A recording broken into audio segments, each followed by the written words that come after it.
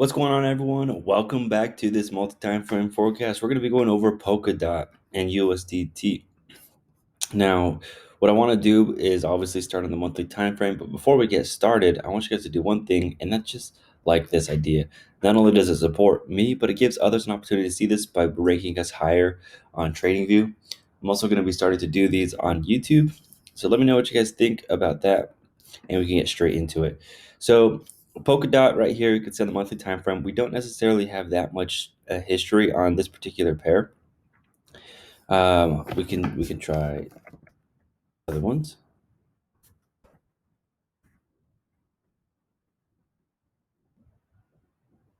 KuCoin.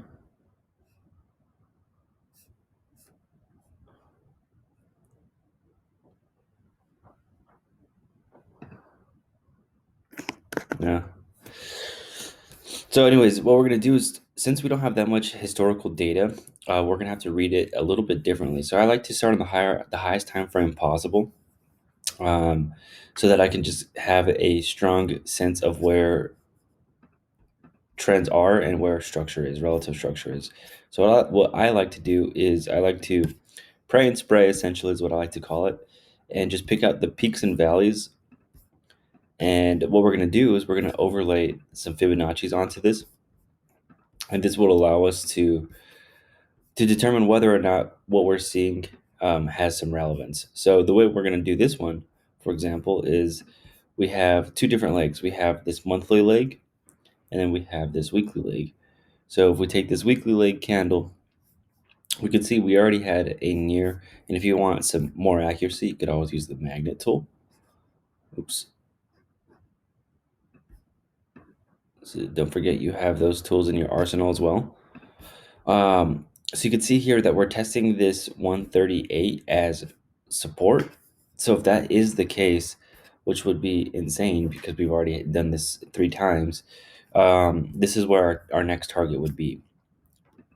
So based on the extension of this particular leg right here. So this could be TP1. And what I want to do is I want to understand um, the extensions on this leg or on this pair so we can better assess it. What I'm going to do is I'm going to do the same exact thing, except I'm going to take the extension of this previous leg. And we can see here that the extension, the 361 extension, is pretty much the previous high. So the reason why I wanted to do that is I wanted to see whether or not we should be using my ideal target points, which is usually the 127. However, because we are seeing some extremely bullish momentum, which is unsustainable in my opinion, guys, we could see something coming all the way up to here. So what I'm going to do is I'm going to say TP2, and this is a 361 fib extension. So if you don't remember, I did a video on Cardano yesterday, and I was just trying to explain to you guys that uh,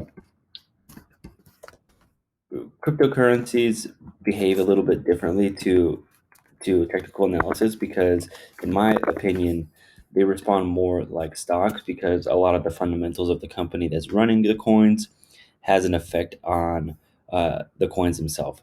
So because of that, we have to take that consideration into, or that bias into consideration, essentially. So that's why we have to be a little bit more bullish about this stuff too. And considering the whole hype market around cryptos, it's more likely that we would see these type of runs. Anyways, this is TP1 and TP2. We got those set up. We have our support zone. So basically what we need to see here is a test on the daily and the 4-hour. And real quick, I want to talk about the elephant in the room. So if we do start seeing a retracement, where would we see a retracement at? Well,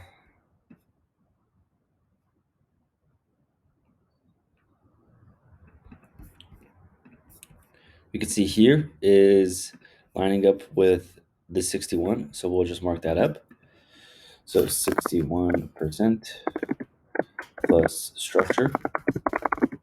And then I always like to talk about what type of structure I was looking at. And then lastly, we have the 88, which is also structure.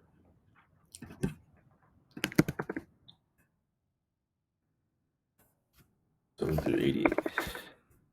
Basically, what I'm saying is, if we end up treating this as resistance, we have the possibility of coming down to here or here.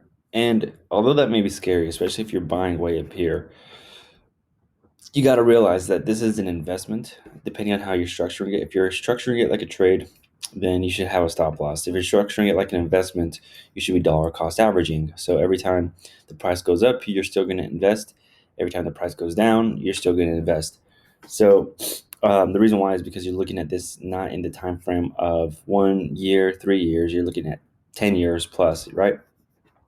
Anyways, what we're saying here is that if it does continue to treat this as resistance, as in it comes back up, it rejects this area right here, we have a probability of it coming down to test this previous structural level on the weekly time frame, which coincides with the 61 fib. And if that breaks, then the next structural level will be down here.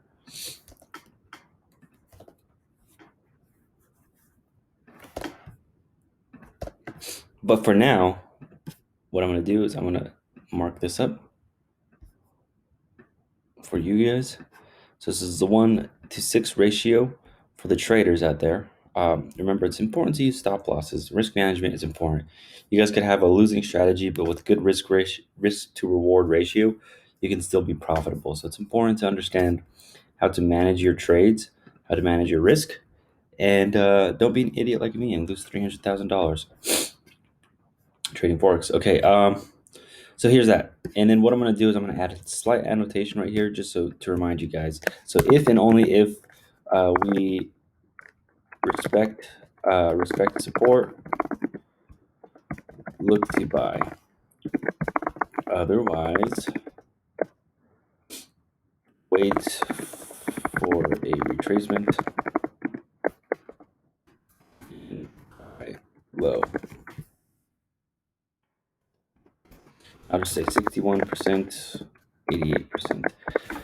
And the thing is we don't want to be a person with a crystal ball saying, "Oh, that's going to go to here, it's going to go there." All we have is the evidence presented to us. So all we have are the price action presented to us. So we can see here that we did end up breaking above this previous structural high right here, and we are making higher lows as well.